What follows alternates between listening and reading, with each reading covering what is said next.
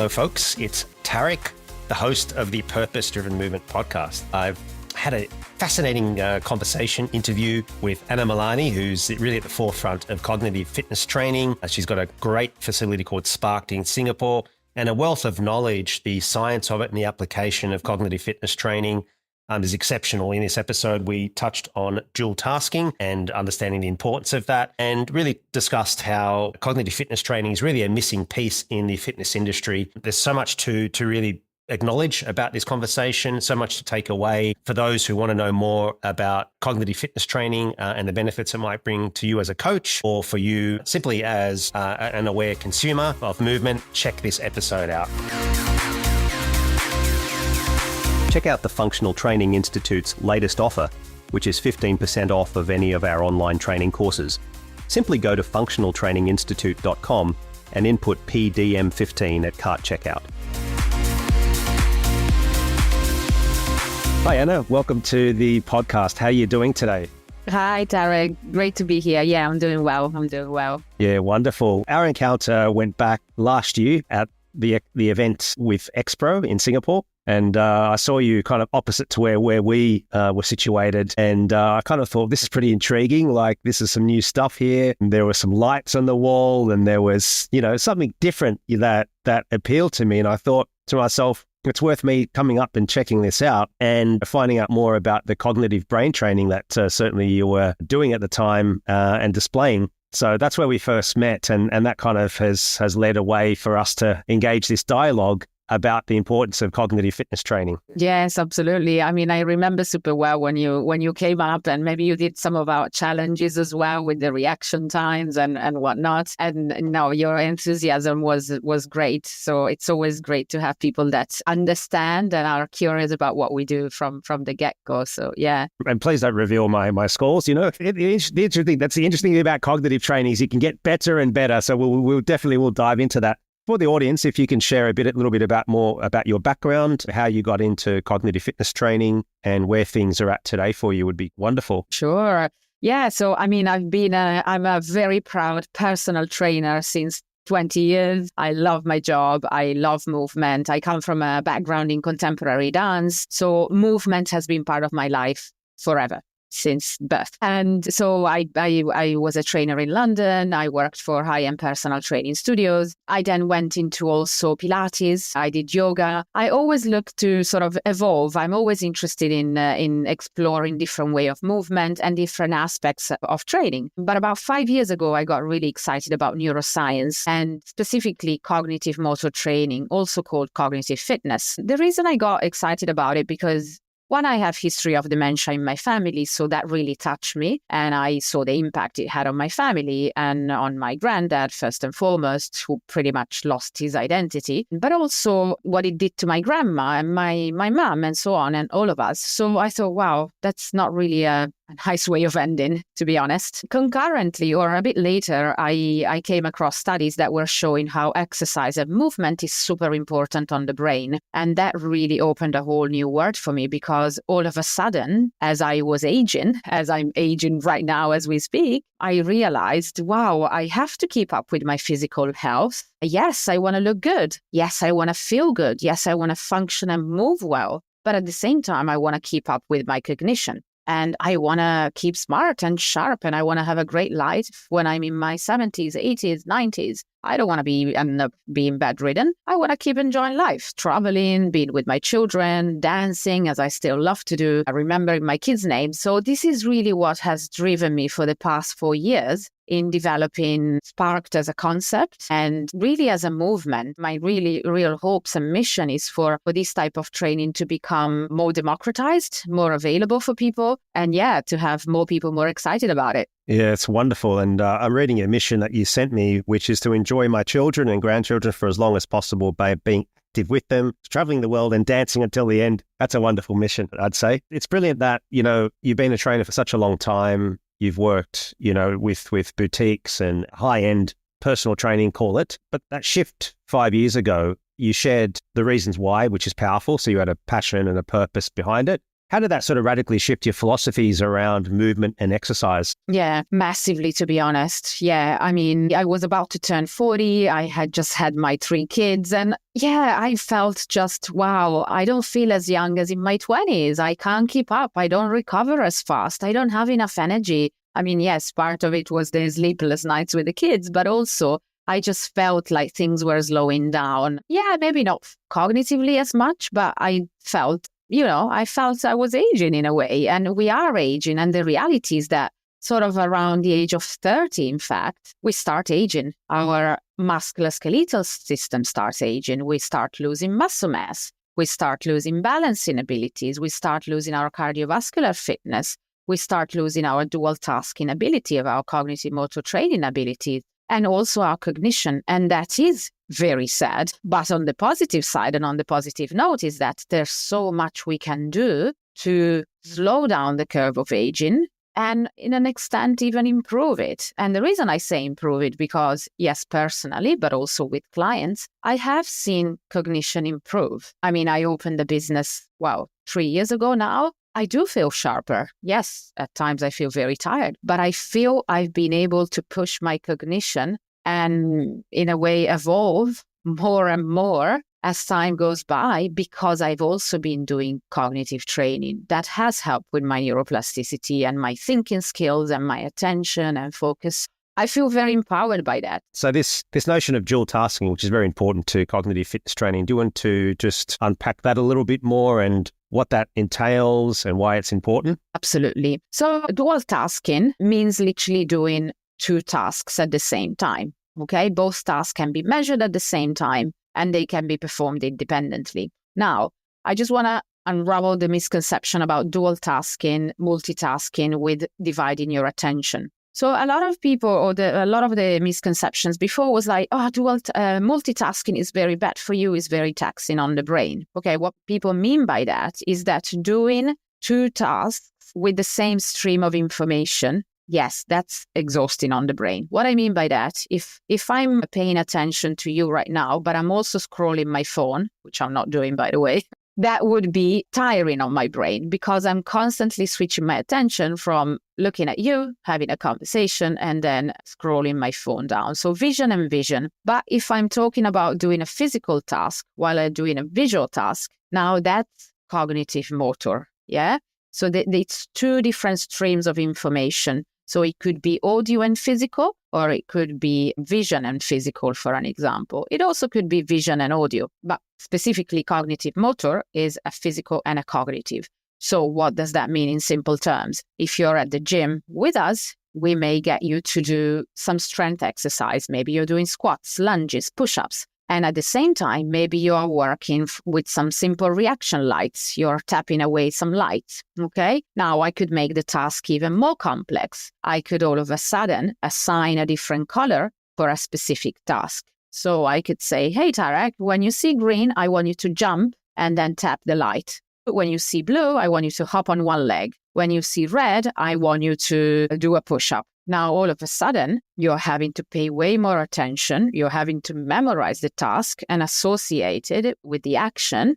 And you have to react to it and process it as quickly as you can. So there's a lot more happening in the brain. And the reason this is more powerful for the brain as opposed to doing the task separately is because your neurons are connecting and working much harder, and neurons that are involved in different networks. So this is essentially why dual tasking is more powerful than doing, as an example, Sudoku and puzzles separately. It's not that they're bad, absolutely not, but they have as well a different effect. And the one thing I really want to emphasize is that as we age, our dual tasking ability slows down, typically. Okay, that means we may be walking and we find hard to maintain a conversation with someone. Yeah, whether if you've never noticed that, I see that with some of my clients, they struggle to answer questions. They have to stop. Then they look at me and then they answer and they continue. So we may struggle to avoid distractions in a car when we are driving. So driving becomes harder. So all these kind of things are aspects of our daily life that get impacted by us essentially getting slower at dual tasking. So this is why dual task is really that important.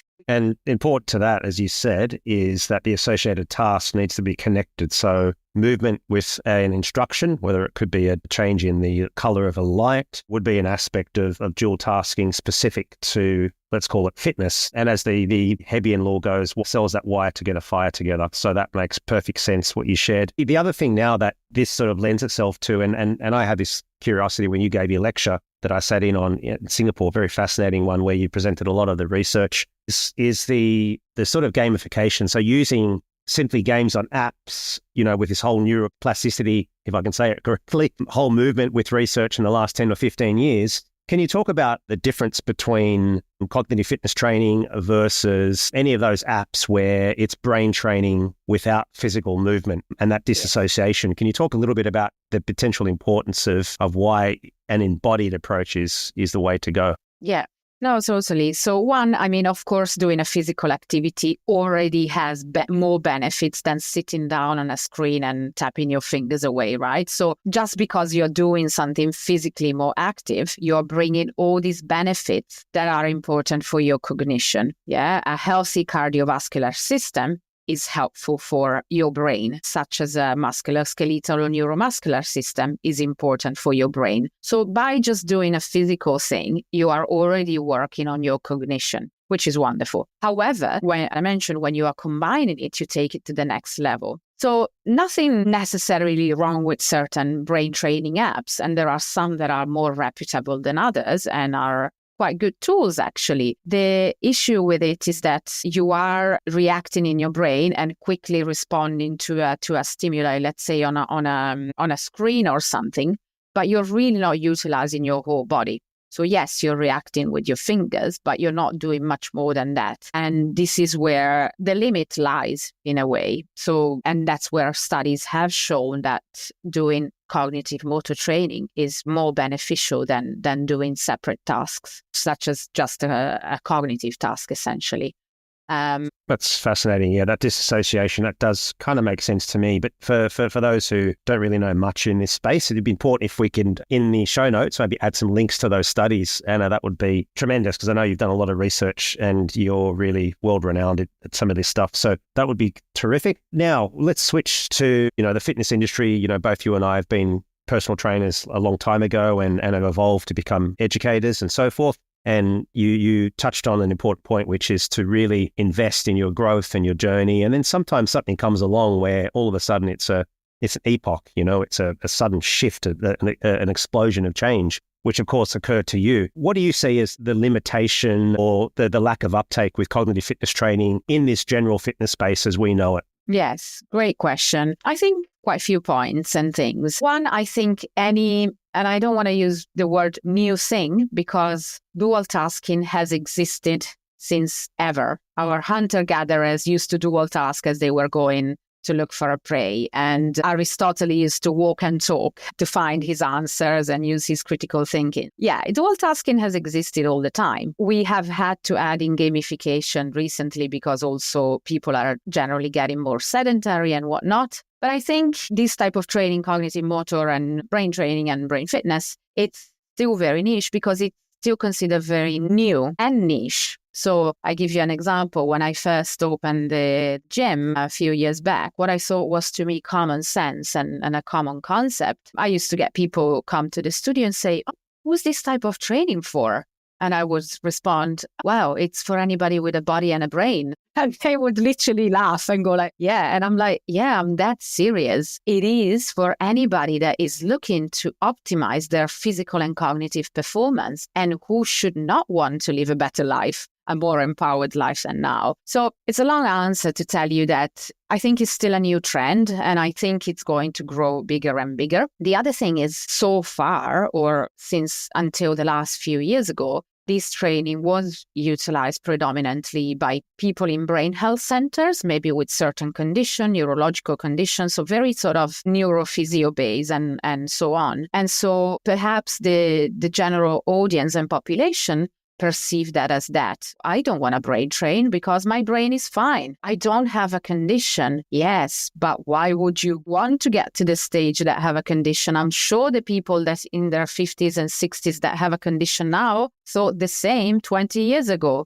But hey, guess what? It has happened because cognitive decline takes 20 years, take decades to evolve. And then on the other spectrum, I think elite athletes, top elite athletes are doing cognitive training. Maybe they're just keeping it a secret because they don't want their opponents to know, and sort of it's their kind of secret card. But so I think these are some of the reasons why it's still sort of niche, but I have no doubt it's going to grow in popularity. There's a massive interest in brain health at the moment. Especially in the medical world, but and that's just going to filter down into the fitness and health world, in my opinion. And you've got access to both avenue, which is good insights into the medical and the performance side, and that is the missing gap. There's two ends of the spectrum and it's this middle road that we're really wanting to address because we're seeing an increase in neurodegenerative diseases. And of course, there's this whole sort of longevity and lifespan movement. So do you see that the cognitive fitness training is going to be an important element in this whole lifespan longevity movement?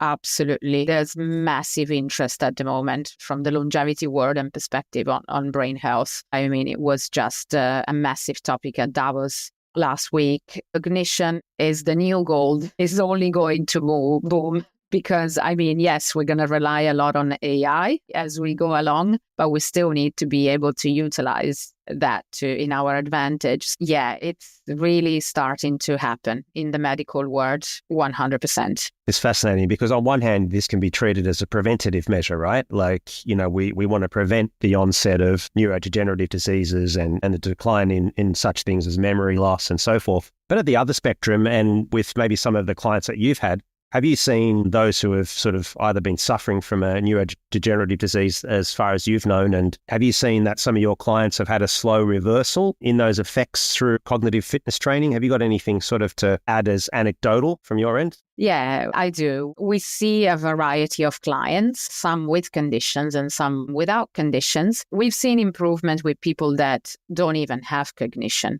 Even people in their 30s, like they report better work performance. They go, yes, I'm so much better at focusing on one document when I have to analyze a complex deal, for instance, than I was before. So we have seen people reporting subjective improvement. With people with conditions, yes, as well. Now, people with conditions, again, depending on the condition, they will feel different every day. So longitudinally, that's a different story. Again, depending on the condition and on the individual. But on different days, you may notice people performing better at certain tasks than not. And cognition includes so many aspects, right? From verbal ability, from visual spatial working memory, from episodic memory, from semantic memory. There's so many layers of cognition. And so sort of grasping the whole thing in one individual is actually really quite complex, which makes my job also fascinating, to be honest. But we have seen people reporting, people post-stroke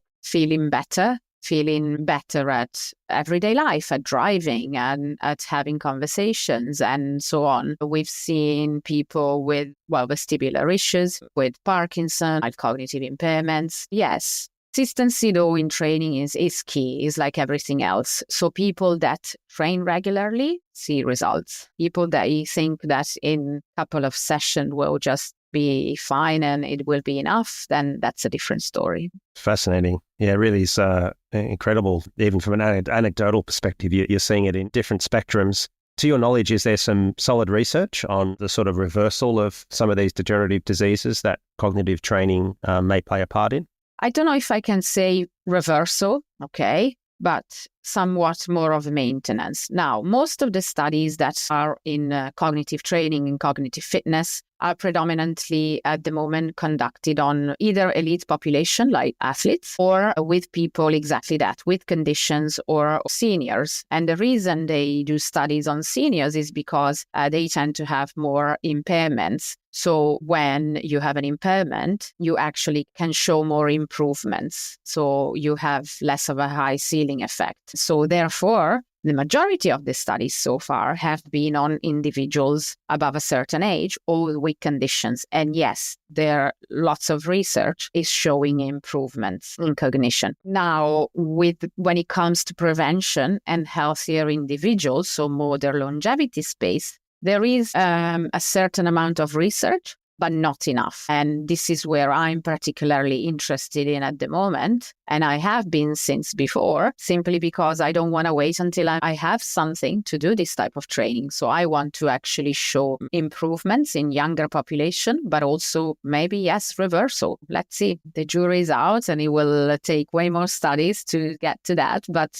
I personally, I'm confident. This year is already this year, 2025, where we are actually looking at a younger population, and we're looking at the effects of cognitive motor training versus just physical training on cognition. So let's see. I'll keep you posted. Yeah, for sure. And the audience would love to, no doubt, hear about some of these developments. So suffice to say, this mindset shift needs to be adopted, I feel, in the fitness industry. And that's both for the professional coaches and also the consumers. Now, what would be a barrier to entry, do you feel, for both coaches and also the general population to take up forms of cognitive fitness training? Yes. I mean, awareness is always a bit of an issue. Mindset as well. Certain people can get really excited about knowing what their cognition is, and that may get a bit of a shock once they get the results. And so it's that when mindsets kick in, and when someone might say, sugar, I didn't expect it to be at this level, therefore I want to do something. Or a bit of denial. Well, this can't be right. I feel a superhero. I'm a top executive here and there. I'm very successful. I'm fine. So kind of a bit of denial as well might kick in. So it's really attitude. But to me, what the powerful thing is to know that you can actually do something about it. So anyway, that's what I see. From a coaching perspective, it's a bit similar. Coaches are into their habits. They do what they're good at.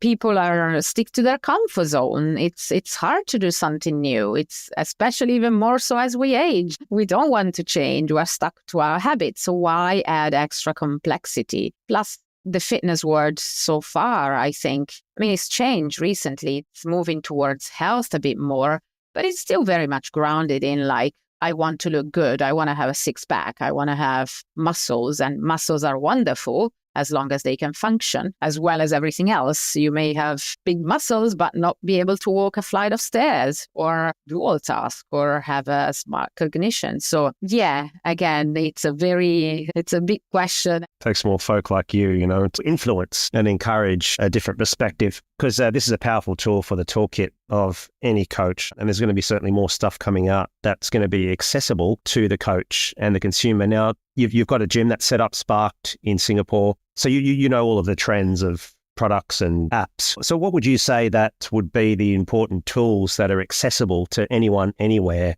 in this cognitive fitness training space? So whether it's a consumer who says, no, I don't need a trainer, or whether it's a trainer that says, yes, I need more knowledge, what are some of the tools or apps that they could easily just pick up and deploy? Yeah. So some of the apps that one could use literally like today, tomorrow, are things like Switched On, for instance. Very useful for coaches, maybe not as much as an actual user yourself, because you have to program your own sessions, and that can be tricky if you're not a trainer. And also it can be hard to motivate yourself. You could use another platform called NeuroTracker as well. Again, to use it by yourself, you can to an extent, but the way you take it to a next level is by having a coach that knows what they're doing and pushing you to do all tasks instead of just doing cognitive training. There are things as well that you could be doing with simple cones, simple colors. You could be playing with friends whereby you come up with gamified ideas. If you are extremely motivated, and having said that, I can see that becoming a bit more monotonous after a while, is you could be you could go for a run, or you could go for a swim, and you could kind of do some maths in your brain, or you could think at color associations with verbal ability. So meaning to say, okay, I'm running around the street. Every time I see green, I'm going to name a vegetable or something. I mean, you can do it, but, there's only so much that people are going to be motivated to do it, including myself. And this is why I personally went and invested in more technologies, because, one, I wanted to make it objective, and two, I wanted to, make it more fun. So these are some of the apps. There are lots of reaction lights out there, lots of brands that you can play with. BlazePod is a very common one, and it's also very good. Another one that adds more cognitive load, Neural Trainer. There's another brand called Sport React. There's a lot of different brands out there. So I don't want to push any brands more than any other, to be honest, but you just have to do your research out there and see what works for you and your needs. So true. And, it can be very inexpensive. In my workshops, and to this day, when I still run educational workshops, I'll take different colored balloons. I'll get them in 3s or 4s. They're in crawling positions, in crab positions, and they laugh. There's so much engagement, connection, and also getting them challenged. You go with your right hand only, your left, or, and start to challenge them with dual tasking. So it's something I've been in favor of for a long time, hence what attracted me to kind of your work. But I feel it needs to be at a larger scale, and it's some signs that are showing slowly, but I think more education, more awareness, and some accessible education, which really there's a lack thereof. And I do believe that there's going to be some big stuff coming out for coaches to compile a whole system around this as part of, whether it be part of the longevity or lifespan movement. But we know that it's an integral part of one's lifespan and quality of life, I would add as well, which is key, isn't it? Is we want to help improve the quality of life, which is a measure that is far superior than weight loss. But we still need to play that game of the superficiality, because that's only really masking what is their truest desire. One of my stories that I've shared a lot with different trainers and folk is we had a lady at our previous gym, Primal Energy Fitness in St. Peters in Sydney, and she came really shattered, low confidence and everything.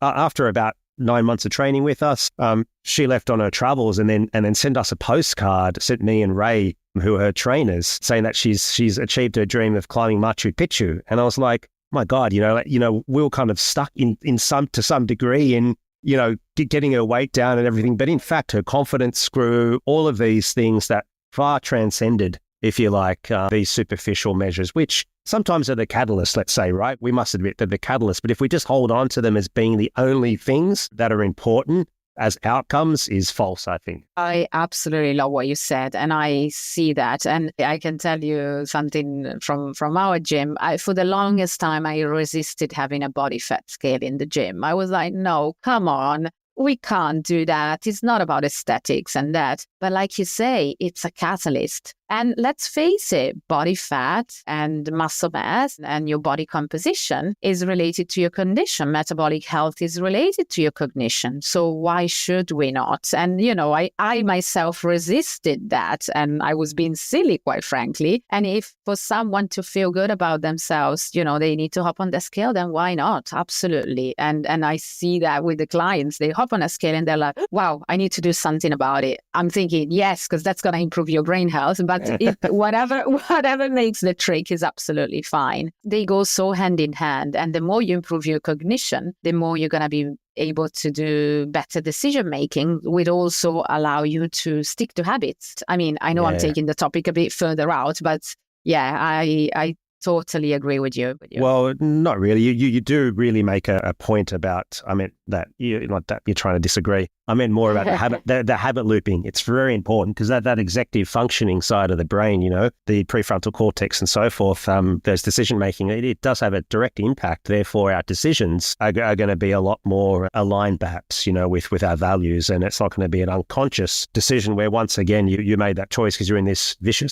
habit loop. So, again, this is the mental health. You touched on that. Really needs to go hand in hand with physical movement, because I think once you got mental health and you got physical movement, the studies tell us that this cognitive fitness training is really the merging of those two, which for a long time, dualism has been the prevailing philosophy, but it's just so wrong. We know that dualistic approach to training and thinking that someone can either, grab an app and get a healthier brain to a degree, yes, but it's not until they dual task that it's going to actually have more beneficial, or it's going to be of more benefit and so forth. So that's very intriguing. I could continue to talk and talk, this topic. It's a passion of mine too, and great always talking to you about it. Yeah. But, on the mental health side now, that's massive. And it's something that it's not that I never looked into that, but I somewhat could not always resonate with some of the interventions when it comes to exercise on the mental health side of things. Anyway, that's for a whole different topic and podcast. But I think, and the next thing I really want to look into that as well, is really a correlation between better cognition and better mental health. Because like you say, I think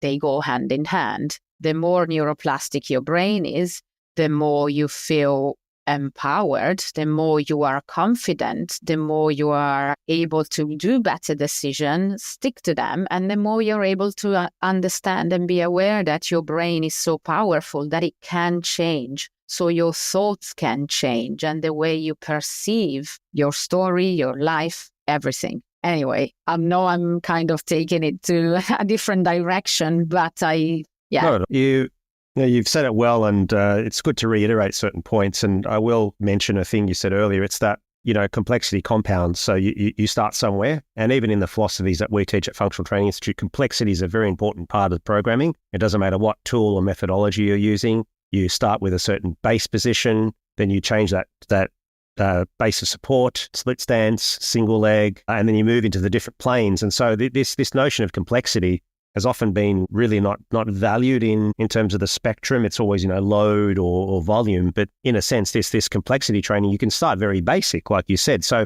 for those listeners out there, it doesn't matter what age, for those who have had some trauma and injuries and they can't walk. I've seen it myself, many marvelous people who have all these limitations, and they're still able to perform dual task and training too. So again, this is accessible to anyone and everyone. That's the point I think I want to stress, and that you made earlier, isn't it, Anna, that it's not out of reach, but yet the levels of complexity and building up is phenomenal. You can start at a very basic and go quite far with it. Yes, 100%. I mean, the way you can progress and regress based on a client's needs. And now not just physically, but exactly that, also cognitively. So I could be working on someone's strengths while I'm working on their memory. And I could be modifying that based on how functionally they can move and how far I can push them. So I could have two different people doing a memory exercise, but doing something totally different while they're doing a strength exercise, but doing something totally different. So the variety and the options are infinite. I still remember back in the days, people asking me, does this training get boring after a while? I'm like, how can it get boring? The options and the varieties of the way you can literally push the boundaries are endless. The stimuli and the distractions I can throw into a training session while I'm doing something, and the complexity of it can just go, it's endless. It's really, really endless. Yeah, that's also why I'm so passionate about what I do. I mean, the complexity of the people we see at times and combined with what you're going to be doing with them just makes it so beautifully fascinating. It's real world as well as applied in the performance space too. It's the fascinating thing. It's across every spectrum that we talked about, but it's the in-between those two extremes, the performance and the rehabilitative that we're trying to bridge here, I think, in this conversation, or at least bring awareness to. So, Anna, a consistent question that we ask our guest is, if you could change one thing about, the health fitness space that we've been discussing, what would that be? I loved the discipline of bodybuilding, but not just for the sake of it. So I think, just moving towards a bit more health conscious way of doing fitness. Look, at the end of the day, whatever motivates someone to exercise is still good, but looking at not just bodies, but really bodies and minds and brains and souls and linking it all together. That's one thing.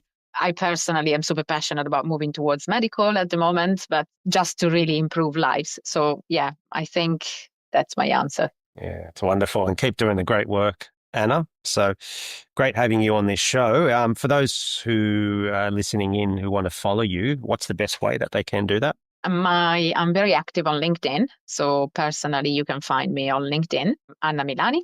For Sparked, we are on Instagram. We are also on LinkedIn, and we do have a website, www.sparkedfitness.com. So yeah, just shoot us a message, see what we're doing, and get in touch. We've got some links in the show notes too. So thank you for your time, your precious time, Anna, and your wonderful insights into cognitive fitness training. Thank you very much.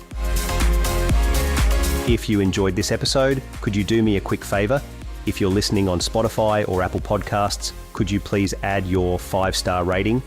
Doing this really does support the show and gets our episodes in front of listeners just like yourself. Thanks for your support. I greatly appreciate it.